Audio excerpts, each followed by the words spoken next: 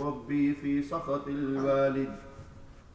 صدق رسول الله صلى الله عليه وسلم.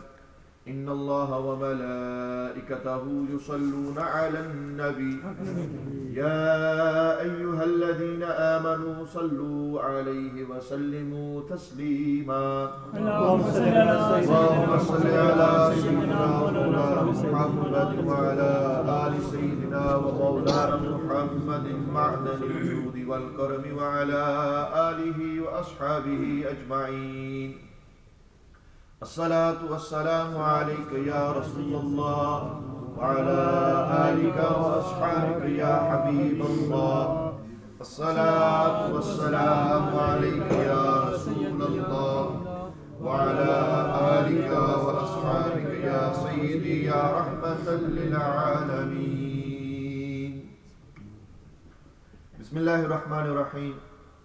After praising Allah Almighty Jalla Jalaluhu wa Amma Walahu, and after sending infinite salutations and blessings upon our liege Lord, our Master, the beloved of Allah Subhanahu wa Ta'ala Jalla Jalaluhu wa Amma Walahu, the coolness to our eyes, the light of our Iman, the light of our heart, Sayyidina Muhammadur Rasulullah Sallallahu Alaihi Wasallam. Sadly, today we live in a day and age that there is good on the street and there is bad also. And me and you as young lads growing up in the 21st century are facing many problems. We have such a problem today that the greatest wealth Allah Almighty has given us, one of the greatest favors, and that is the dawlat of Iman. One of the greatest favors and blessings Allah Almighty has given me and you is Iman. Is belief in Allah Subhanahu wa Ta'ala and His Habib Sayyidina Muhammad Rasulullah Sallallahu Alaihi Wasallam. To protect this dawlat and Iman, to protect this blessing of Allah Subhanahu wa Ta'ala, known as Iman, has become so difficult today that Nabi alayhi salatu salam described that there will come a time when a person will wake up as a mu'min. He will wake up with Iman, and you know, at night when he goes to sleep, he is a kafir. He has lost his Iman. Sadly, that time is today. Young lads will wake up in the morning as mu'mins, believers, and by night time they would have done so much haram, so much that it's taken them close to the folds of disbelief. They have slept with a woman unlawfully, outside of marriage, within marriage. They would have done something like that. They would have drank alcohol until they've lost their senses. They become intoxicated. Today, young lads openly and freely walk into nightclubs and pubs. They don't care. It's a bit of fun, Imam Asim. We're enjoying ourselves. Allah has blessed me with youth. Allah has given me a young life. Nothing's going to happen. I've drank so much in my time. What's happened to me? Look at me, I'm still here. These are the answers they give you when you say to them, brother, don't drink. It's not good for you. It's haram. But does he know what haram is and what halal is? But does he know the difference between his mother and his girlfriend? That's the day and age we live in today. That somebody gives more attention to his girlfriend than he gives to his own mother. The one who carried him for 9 months. The one who looked after him when there was no one there for him. The one who was a teddy bear and a cushion to him. The one who, when you needed things, when you was a child, you were 2 years old, 3 years old, nobody gave you attention. When your father said, take him away, you know who picked you up at that time? Your mother. And today, your mother says one thing to you, and you give her 100 answers. You think you're bigger than your mother. You think you know more than your mother. Today when your mother says, Putra, read namaz, or says, I'll read my namaz, and he doesn't read his namaz. Today you disrespect your mothers. And you know your father, the one who's grafted all his life, who came to this country and worked, who bought a house for you. You know when he dies, who's that house going to? Whose house is it going to become? If my father dies, the house is in his name. When he dies, who's going to inherit it? Inheritance goes to the children, me and you. And this very same father of ours, today you disrespect him. You talk to him like he's one of the boys. You look at him with such an eye, thinking that you're bigger than your father now. You answer him back, thinking you know more than him. Today, Muslim youth are going out there and they're stealing cars. They don't care. Stealing a car. Take the number plate off. Put another number plate on there. Sell it off. Boom, bit of money. They don't care where they make their money from. Today, in Bolton, you will find. In Bradford, you will find. In Sheffield, you will find. In London, you will find. In Birmingham, you will find. In Manchester, you will find. In the drugs game, you know the shotting, heroin and cocaine. Cocaine is big on the street now. Cocaine is the thing on the street now. People are on the coke business. Back in the days, it was all about skunk and weed. You know, when I used to grow up, there were lads who were licking zoots at the age of 14, 15.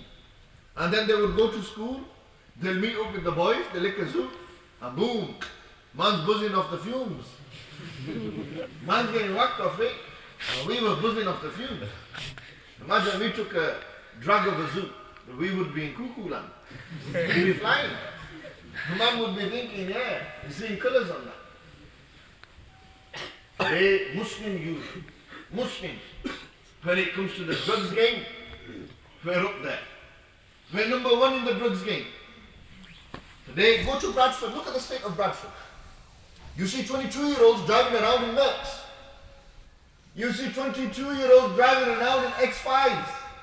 22 years old and the brother's driving an X5. When did he get insurance on an X5 at the age of 22? Maulana Haroon Sahab, another ulama, all their life they've been working. And now they've just about got a car at the age of 40, 50. 22 years old, man's driving a Merc. He's driving a Beamer, M3, M5. He's driving these big boy cars, you know the ones where there's respect. Nissan Skylines. Saying that, I've not seen a Skyline in Bolton or Bradford. Very rarely have I seen. In London you see them. You see it. The young lad, when he grows up, he thinks he's going to be a bad boy. He wants to be a gangster, wants to be known on the street.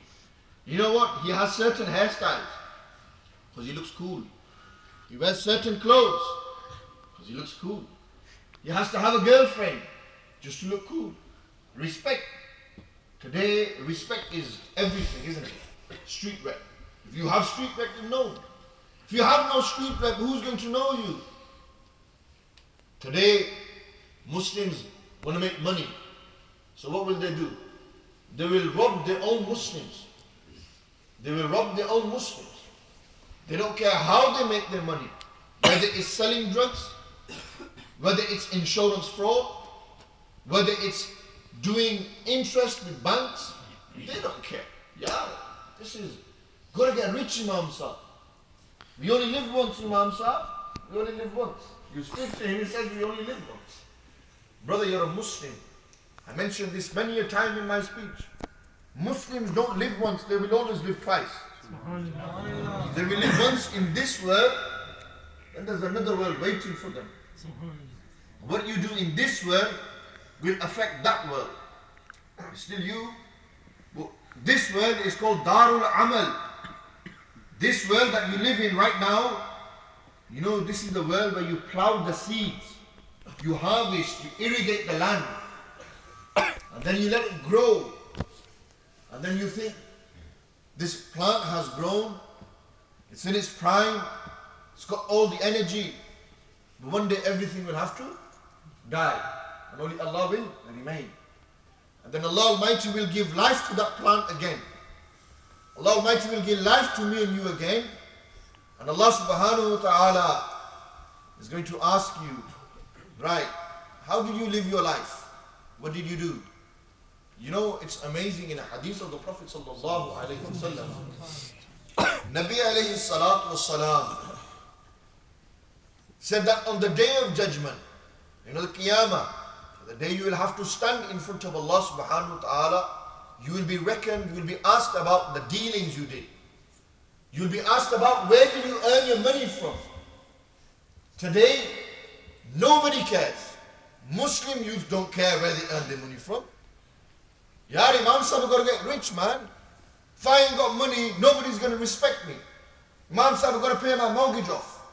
I've got kids to feed. You heard that track?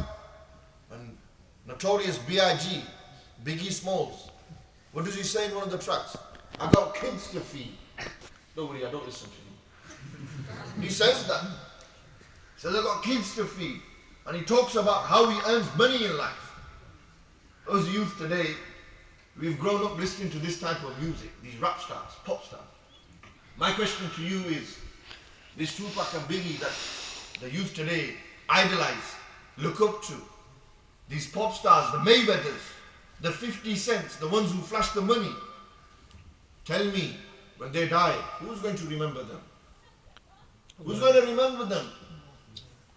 Which Tupac and Biggie is remembered today? What respect do they leave? What role model have you got today? These are all the issues, not all, but some of the issues that me and you as Muslim youth are facing today. We're growing up in the West, in the 21st century. We live in the era of technology, the era of ultimate freedom and independence. We live in that day and age where you can say what you like and get away with it. Today's freedom of speech. We live in this time, this day and age. These are problems that Muslim youth, and not only Muslim youth, but youth of all faiths and communities. You know, the Christians, they are facing the same problem. The Hindus, they face the same problem.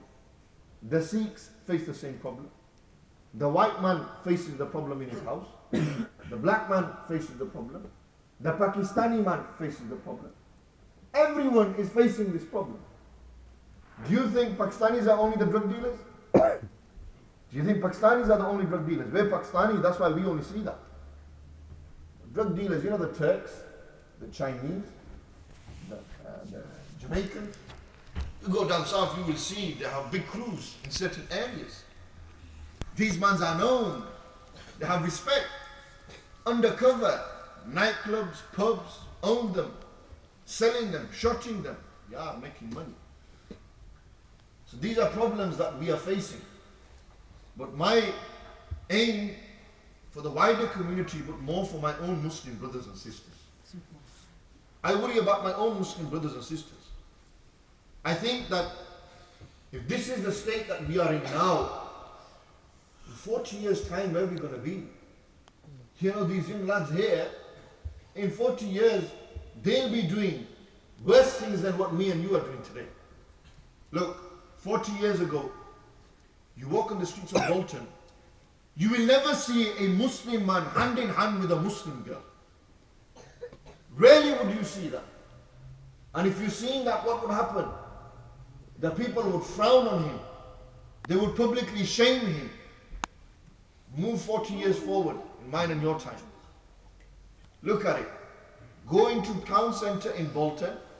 Go into the colleges and universities. Muslim boy will walk hand in hand with a Muslim girl. There's no problem in that. Sadly, our brothers and sisters were doing that. Somebody in your family will be going through these relationship problems. And I'm in a relationship problem. What kind of relation? You married? No. Once I've got two birds at one time. Hard work. Dealing with one and the other. Mom said, what do I do? How do I deal with this? This is a problem. Today, who frowns upon this? Who's sorting this out? It's become so common in our society. Go to Cineworld in Bradford. You will see it. Hand in hand. 10-pin bowling. Everyone is there. How is she related to you? She ain't related to me. That's the thing. Imam Asim asked me how she's not related to me. Don't ask me how she is related to me. There's no relationship. There's no rishtadari. She's not the sister. She's not a niece. Nothing. Who is she? I used to go to school with her. So what are you doing? You're just going out as friends. Today it starts as friends. Tomorrow what's going to happen? Brother, it starts as friends. And she's my friend. Are we friends? It starts as friends. Then it gets, a bit more complicated. And then you start looking and liking. Next thing you know it, numbers exchange, Facebook. Before you know it, you're linking her up. How you doing? You cool? Dropping your bars, thinking you're a player. And then it goes further. You link up, you meet up. You're regularly meeting up. You're taking her out for meals. Hi, go on, Romeo. You're taking her out for meals. Romeo, that's what he is. He's Romeo. He's taking her out for meals. Pulls up in his sick whip on that. Nice car. If he's a gentleman, he'll open the door for her. I said, Bismillah. He said, Bismillah, but yeah. That's what happens. He'll be going there. And next thing you know it, the feelings start to grow. Oh, you know what? I think we should get married. During that time, when he's going through this relationship problem, there's something that talks to him. If he's from a religious family, he has some iman inside him. You know that iman says, don't do it, bro. Don't do it. This is not good for you, man. What if you get caught? You're worried about getting caught by people. You're not worried about getting caught by Allah subhanahu wa ta'ala. You're worried about people will say. You're worried about what people will say. So you will try utmost to keep it behind closed doors. You will try your utmost so nobody finds out. Brother, if you like somebody and you feel that she is marriage material, or vice versa, a girl likes a guy, I know this might sound bad. This might sound revolutionary. Go and tell your mother and father. Go speak to them. Say, look, I'm facing this problem. Sadly, our parents, they have not moved with today's time. You expect your daughter to go to school and you think she's not going to talk to someone. You must be joking, brother. Yar, we live in the 21st century. There's freedom here. She's going to a free mixed school. What's she going to do? Keep her head down all the time? A guy comes up to her. A girl, not every girl, not every single sister out there is like this. But you get a few who will give the attention. You will get a few who want the attention. And then you'll get the few who don't want nothing. When I say a few here, meaning thousands, millions, it doesn't mean few as in 2, 3. I'm talking in general. I don't want nobody to misquote me. Today, sadly, people are misquoting what I said. They pick a few and they look at that, he's targeting me. Just generally look at the state. Look at outlook. Look at the current state of our community and society. Look at how it's working. And our parents, they know this is haqiqat, this is reality, this is what's happening. But they're oblivious. They choose to push it under the carpet. The son's a drug dealer. The man's out there dealing. Father's getting money at home. Father knows my putter's a drug dealer. Father knows what's my son doing at 12 o'clock at night out there. What shops open at this time? The only shops that are open at that time are called nightclubs. Shaitan shops. They go shaitan shopping. That's what they do. Satan shopping. That's the only shops that are open at night time. You know, night was created for you to sleeping. You know, for the gangster, night's created for the chill. For them, the night is the chill time. When there's nobody out there, you can go do what you want. You're walking to the center, town center. And boom, you got the car, you're slicked up, you got your hair done up, the mobile, the bling bling's on. Jummah night, Friday night, going out, Imam Sahib, Friday night. You know the Friday is a blessed day, the day of Jummah. The same brother, will you see him at Jummah time? Possibly. The same brother you will see him in a nightclub. And what does he do? Freely takes a sip of vodka, freely takes a few Jack Daniels. He'll do all that. Yeah, trying it out, Imam Sahib. No harm in that. And he takes a few booze, liquor. When he's done that, then he'll start licking a few zoots, smoking a few zoots. See the boys, munchy time, go eat. What shops open again at that time? You know, shall I tell you the state of Muslims? Allahu Akbar. The brother will say pork is haram. Brother will say pork is haram. Eating swine is haram. Drinking alcohol is halal for him. They will say, yaar pork khana haram hai. This is najaiz, this is haram khana, this is not good. On the other hand, we say, sharab become halal. Yaar, why don't you try pork out as well? If you think sharab is fine, if you act like it's fine, then why not pork? No, that's haram. No, but just as you think that's haram, then so is alcohol, yaar. So is alcohol. إنما الخمر والميسر والأنصاب والأزلام رجس من عمل الشيطان فاجتنبوه لعلكم تفلحون. Allah Almighty in the Quran said, O you who believe, O people of Iman. Again, go back to the key word, which is Iman. O you who have Iman. إنما الخمر والميسر. You know, gambling. Today Muslim youth are walking into land books and bookies. They're walking into William Hill for £10 bet on. They get the lottery tickets thinking they're going to win the lottery. Man, you're fooling yourself. You're fooling yourself. You're winning a trillion, billion. If you think you're going to get a lottery, you know. Oh, khair, don't own, yeah, £2.50 lottery ticket. Yeah, scratch a few cards, numbers. If I get it, I get it. Don't get it, don't get it. That £2 has gone to haram. And from that £2, if you win £100, that £100 is haram as well. But today, look at the mentality. Paisa, yeah. Need money. لكل أمة فتنة وفتنة أمتي المال. Every nation had a test. Every nation had a fitna, something that Allah tried them with. وفتنة أمتي, the fitna of my ummah. You know what my ummah will face? The disease of money. They will be lost in money. And look today, every person is chasing after the pound. Chasing after the pinky note. Gotta be rich, Imam Sahib. Got money, can buy the clothes. You know when there was ghurbat, when you're poor, yaar, you have feelings. You care for one another. You have love in your heart. It humbles you. You know when you have money, you become, it's me. Illa masha'Allah. You will find rich people who are humble as well. You will find rich people who are humble, who sacrifice their mal and dawlat for the sake of Allah and His Rasul sallallahu alaihi wasallam. And this is the state. Nabi sallallahu alaihi wasallam, Allah Almighty in the Quran said, O you who believe, O you have Iman, alcohol, gambling, soothsaying, divine arrows, rijsum min amali shaitan.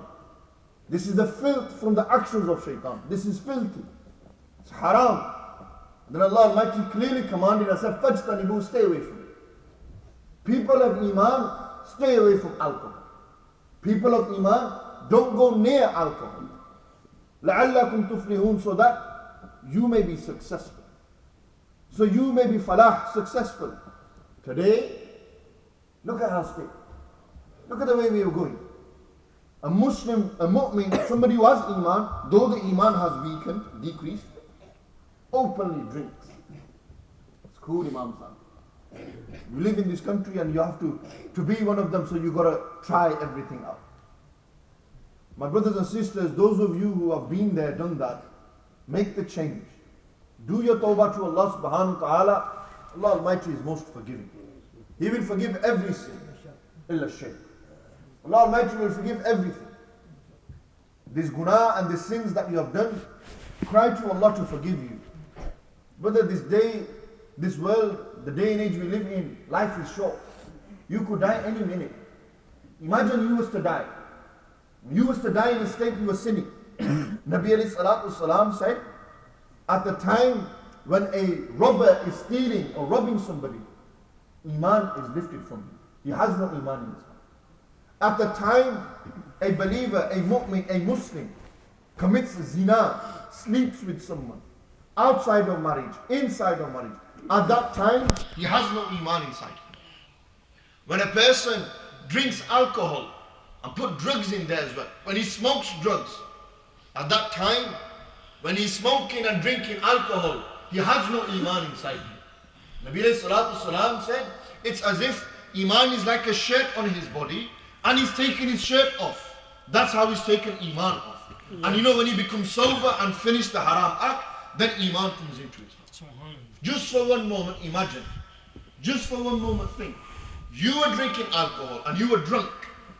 In that state, you was to die. Did you die as a mu'min? Did you die with Iman? What if you don't get into soberness? What if you die there? What if the angel of death came when you was doing something haram? You died as what? A harami. You died as someone who's committed haram. And you know, Nabi alayhi salam said, the state you die in is the state you will be resurrected in. If you died as a harami, as somebody who's doing haram, you will resurrect as somebody who's a harami, somebody who's doing haram. Do you want to die like that? Is that the state you want to be in? But the boys you hang around with, look at the crowd you chill with. Do you think your boys are going to help you? Nabi alayhi salatu wasalam spoke about company and crowd. Do you think Nabi alayhi salam didn't know that me and you will come and we are going to face these problems? Do you think Nabi alayhi salam didn't know my Muslim ummah will be tested by shaitan on the street? Do you think Nabi alayhi salatu wasalam didn't know what was going to happen to me and you in the 21st century? Have you forgot the hadith when Nabi alayhi salam said, indeed from the signs of the final hour is that drinking alcohol will become rampant and common. Committing zina, adultery and fornication will become rampant and common. Knowledge will be lifted. There will be no knowledge left. And then the Sahaba asked, Ya Rasulullah, look at that. Look at our Habib alayhi salam. Look at the ilm of Rasulullah alayhi salam. Nabi alayhi salam knew what was going to happen in mine and your time. That's why Nabi alayhi salam warned his nation. Nabi alayhi salam told us, stay away from this, stay away from this, stay away from this. Nabi alayhi salam told us clearly. This was their job. One of their description and sifat is what? Ya ayyuhan nabiyyu inna arsalnaka shahidan wa mubashiran wa nadhira. One of the descriptions of Nabi alayhi salatu salam is nadhir. Nabi alayhi salam came to warn me and you that this is haram, this is wrong, this is wrong. Nabi alayhi salam did their job. They told their nation and ummah, this is haram for you, don't do this. This is not allowed for you, stay away from it.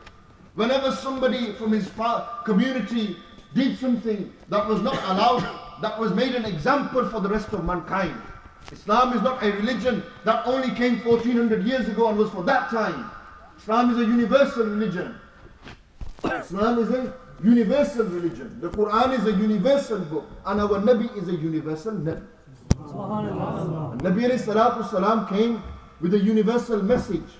And that message was not restricted to that time. That message continues till today. This is why Nabi alayhi salatu says, أَنَا الْعَاقِبُ وَالْعَاقِبُ الَّذِي لَا نَبِيَّ بَعْدِي. I am the final and there will be no final messenger after me.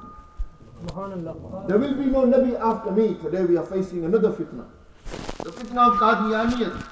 Today there are people out there who believe there are certain people who are worthy of prophethood. Nabi alayhi salam clearly said, there is no prophet after me. The Quran clearly said, there is no prophet after me. The one who is munkir of this ayat of the Quran, then the person is munkir of the Quran. The one who is a munkir of the Quran, that person is out of the folds of Islam. That's final. Beware of these people. Beware of those people who say the Prophet ﷺ is like me and you. They are like me and you. Their whole mission is what? To prove the Prophet is like me and you. That's their mission. Beware of these people. That's the fitna of today. That's the disease of our time. That's another problem the youngsters are facing. That there are people out there who don't know nothing about Islam, but they think they can change everyone. They can reform people. They live in Bolton. They live in Blackburn. They live in Preston. They live everywhere. They're everywhere, spread. These people existed in the Prophet ﷺ's time. There were people who looked at Nabi alayhi salam and said, he's like me and you. You know who they were? They were the likes of Abu Jahl and Zul Khawaisra at-Taym. There were those people. And then there was those people who said Nabi alayhi salam isn't like me and you. And they were Abu Bakr Siddiq and Ali Sharif. We are from the crew and we are from the group of Sayyidina Abu Bakr Siddiq and Hazrat Ali Sharif Khudar. We are from that group. We are from the group that we say, we understand ayyukum mithli, who is like me. So beware of that fitna as well.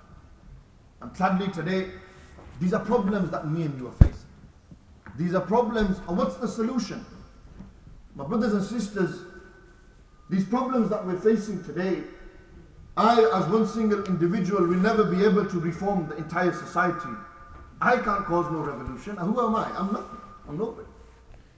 But what we can do is that one person, you know, this young boy, he will grow up and he will remember that Imam Sahib said something.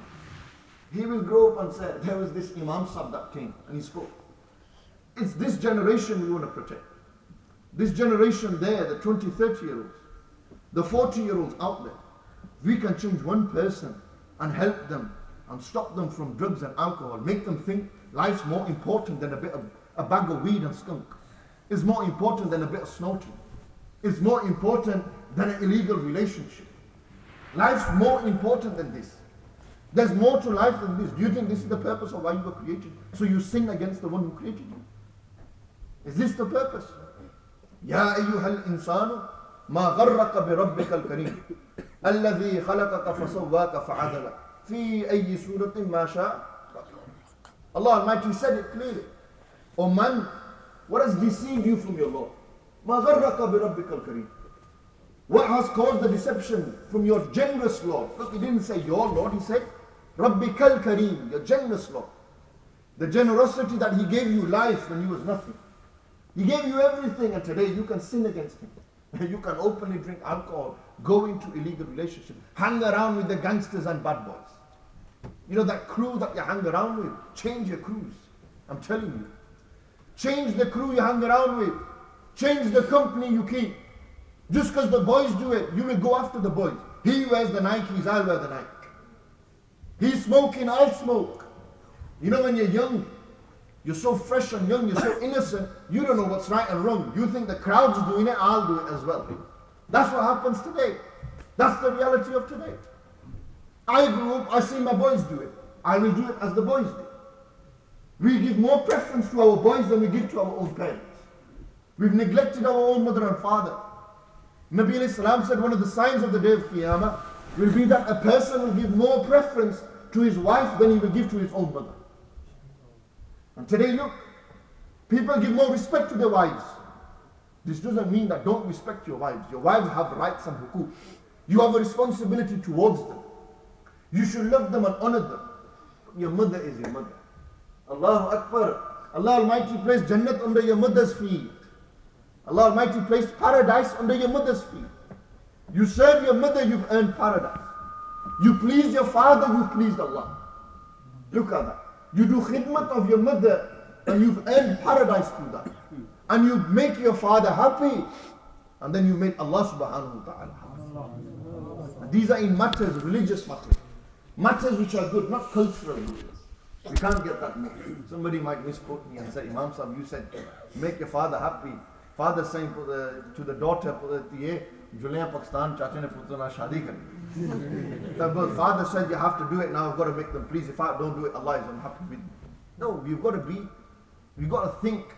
You know, don't misquote what I said. Think bigger. This means in matters like the deen. If the father says, putra read namaz, you read namaz. You read namaz.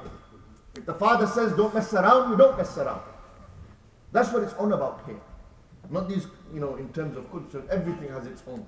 That's another problem that we're facing today. Sisters are in such a dilemma. There's such a generation gap between the parents and the children. You can't connect with your own son. Allahu Akbar. I had someone come to me yesterday and he said, Imam Sahib, all my life I've been teaching children. I've been guiding children, but I've not guided my own son. What have you done? What was fard on you was to guide your own son. You neglected him and you went to others. You are work on your home. Allah Almighty said, Ya ayyuhalladhina amanu qu anfusakum wa ahlikum nar. You who have Iman, protect yourself and your family from the hellfire. Who are we protecting? What are we protecting? We protect ourselves, we neglect our family. كُلُّكُمْ رَاءٍ وَكُلُّكُمْ مَسْئُولٌ عَنْ رَعِيَّتِهِ. Each and every one of you is a shepherd. A man of responsibility is a shepherd. And he will be asked about his flock. Allah Almighty will question him about his flock. Allah Almighty will question him about his family. A father will be asked about his children. The mother will be asked about his children. The imam will be asked about his muqtadiyun. Haqiqat. كُلُّكُمْ رَاءٍ وَكُلُّكُمْ مَسْئُولٌ عَنْ رَعِيَّتِهِ. Nabi Islam said each and every one of you is a shepherd, and each and every one of you will be asked about your flock. And what are we doing?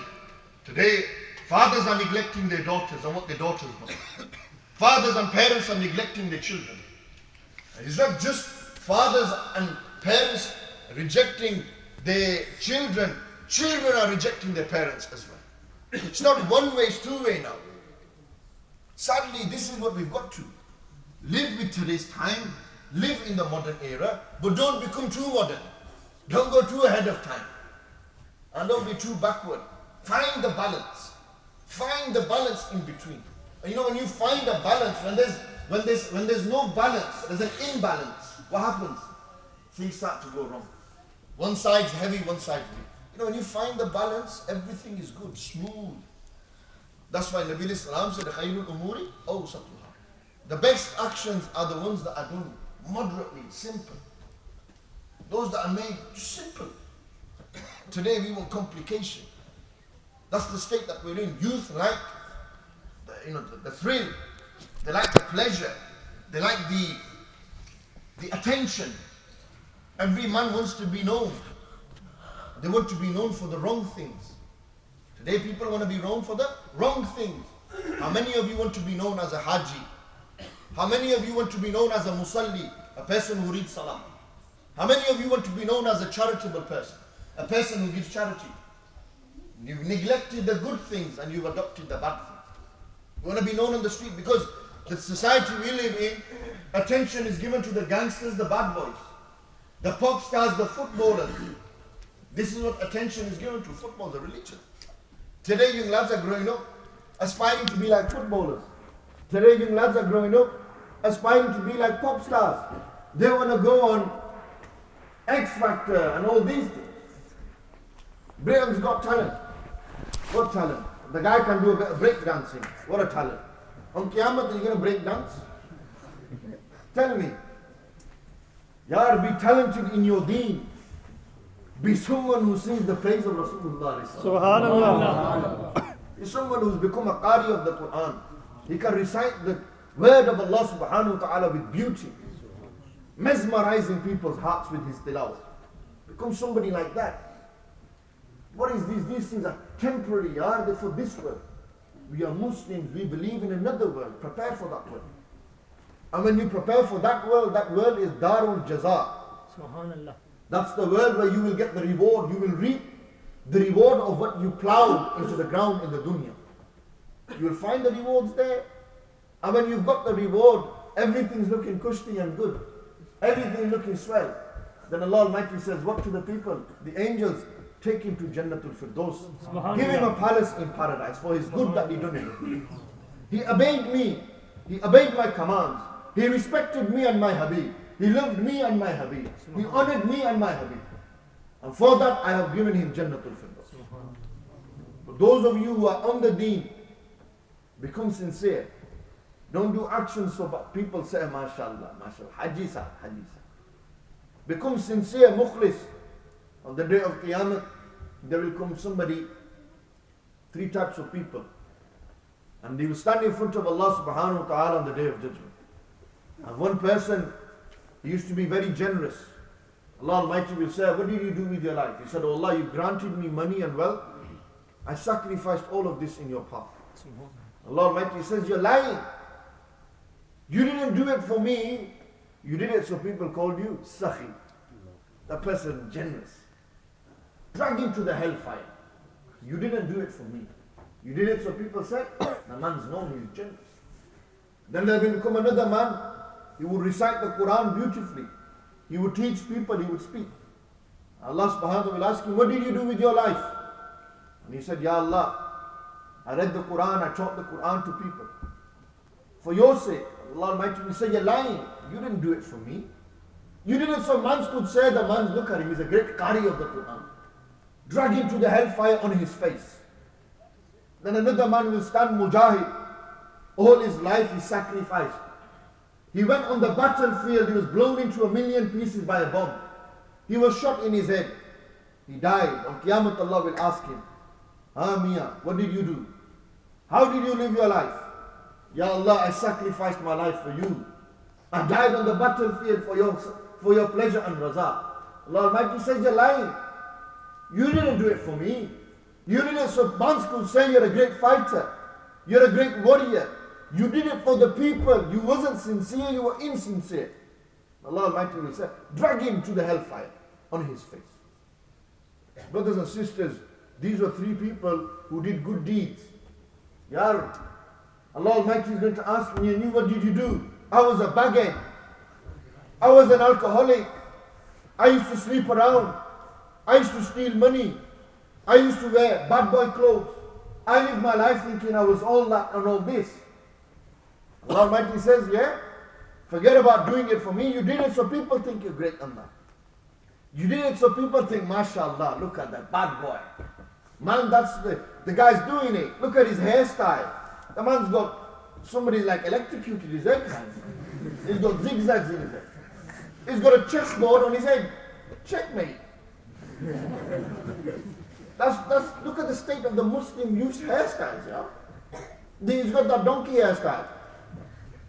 He's got that hairstyle V-cut. Yeah, look, little body coming from here. Wow. Mamsa, fashion. If everyone was walking around naked, would you walk around naked? You wouldn't, would you? Why? You have some sharm haya, have some more sharm haya. You know, the sharm factor, the decency factor, that's just, boom, shut down. There's less decency left in our people. There's not much decency. And decency, we generally tend to attribute to sisters. Modesty. Yes, modesty is a big aspect of a sister's life. But Hazrat, modesty is a big aspect of a man's life as well. And who are the most modesty? A role model for me and you. Somebody we can look up to. He lived in the Prophet ﷺ's time. His name was Hazrat Usman. Subhanallah. Hazrat Usman radiyallahu ta'ala anhu. Amount of modesty and haya they had. That Nabi alayhi salatu salam one day was sitting, they were reclining and the shins were uncovered. And Hazrat Abu Bakr Siddiq knocked on the door. Who is it? Sayyidina Abu Bakr walked in. Nabi Islam remained like this. Then Sayyidina Umar Al-Faruq, the one who did farq bayn al-haqqi wal-batil, the one who differentiated right from wrong, the one who Nabi alayhi salam said, even shaitan is scared of you, Umar. The one who Nabi alayhi salatu salam said, haqq is firm on the tongue and the qalb of Umar. The one who Nabi alayhi salatu salam said, oh Allah, substitute this hatred of Islam with iman in the heart of Umar. The one who was the Pakai Adal, the markaz of Adal, justice, the man who was firm, who ruled like a true ruler, not like those today. The one who did justice to his people, who served his people, not the people served him. The one who would spend all night going in the streets of Medina Munawwara, wondering how people were, making sure everyone was comfortable, not sleeping in big houses, big mahalle. And then the people was crying and screaming for food and water and electricity. Not like those leaders that you find today. Not like the pharaohs that you find. Not them people. Those who are true, follow the Quran and Sunnah, who did justice to the deen of Rasulullah. Those who are known as Amirul Mu'mineen, the leader of the Mu'mins, the believers. Umar bin al-Khattab radiyallahu ta'ala an came in. Nabi Islam stayed like that. His shins were uncovered. They were reclining to one side. And then the door knocked. Who is it? Usman. Nabi Islam immediately sat up. They covered their legs, their shins. And they sat and said, now let Usman in. Sahaba said, Ya Rasulullah. When Hazrat Abu Bakr Siddiq Umar Farooq, great Sahaba came in, you remained in the same position. But Hazrat Usman came in and you changed. Why? And Nabi alayhi salatu wasalam said, should I not have modesty for he who even the angels have modesty for? Subhanallah. Even the angels have haya for Usman. Subhanallah. And Usman would never come out of the house with one, they would stay indoors. These were the people, man, they had modesty. These were the Muslims, these are the Muslims.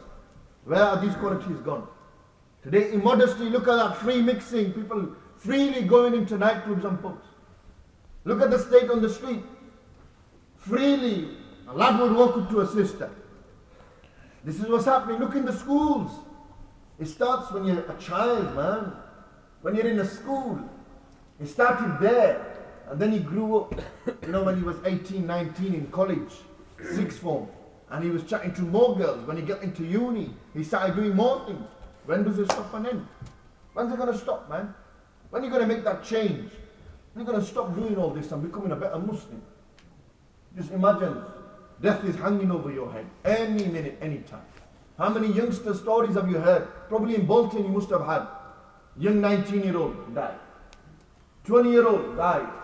18-year-old died. Dying. We think life is everything. We think we live eternally. I ain't gonna die, brother. How do you know you're not going to go sleep? You might never wake up again. How do you know? How do you know? Who can promise me that? Who can tell me if he goes to sleep, he'll wake up in the morning? You can't say that. Who can tell me if I walk out of this room, I'm not going to die? Think and live your life like this, and you will see you'll stop sinning. Nabi alayhi salatu salam said, do you want to know what cuts off the desire? The ego that desires? أَكْثِرُوا مِنْ ذِكْرِ هَازِمِ اللَّذَّاتِ.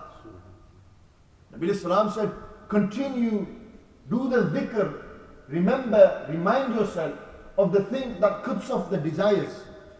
The ego, the desire of talking to someone, sleeping around, drinking alcohol, doing haram, doing ghibat, looking at haram, listening to haram. How do you stop this?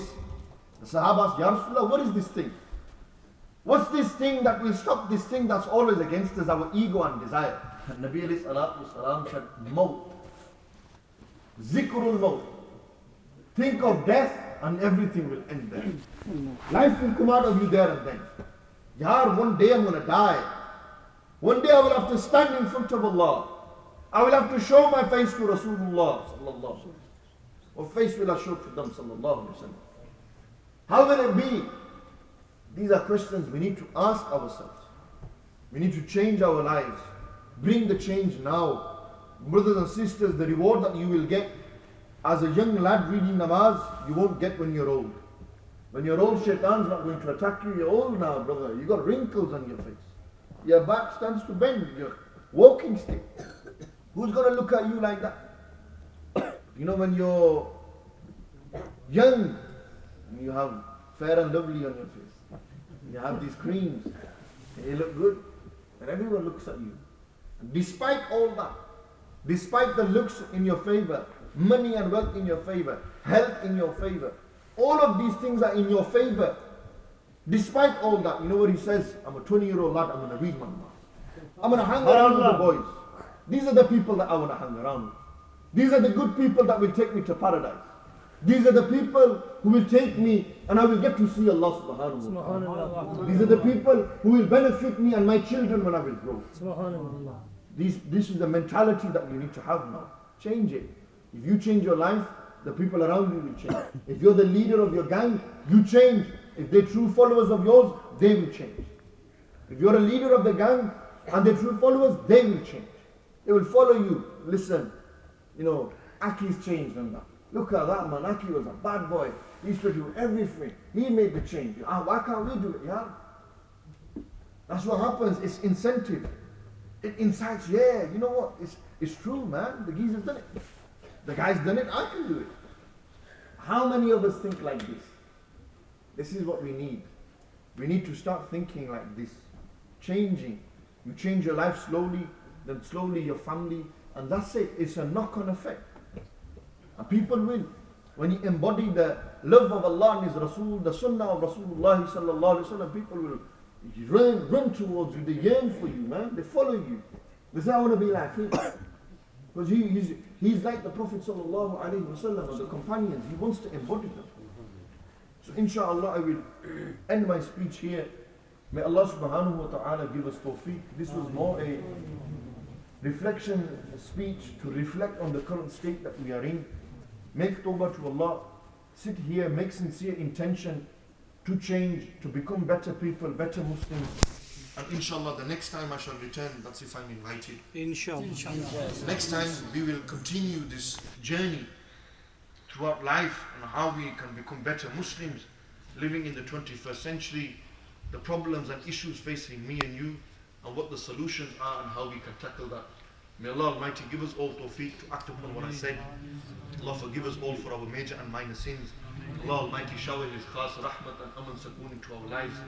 Allah subhanahu wa ta'ala remove all the difficulties from our lives. Allah Almighty make us firm believers in Islam and Iman.